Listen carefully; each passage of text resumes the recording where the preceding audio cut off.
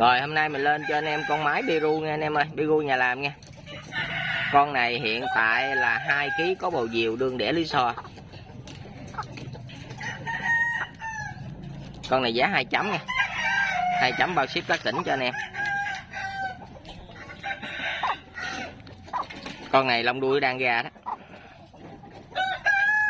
Con này tương lai có cựa nha. Đẻ về lứa là nó sẽ có cựa.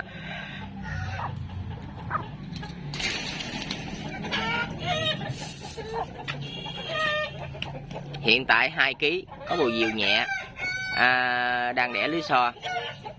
Giá 2 chấm bao ship các tỉnh cho anh em. Dòng Biru nhà làm nha. Cắt ngạt chân xanh.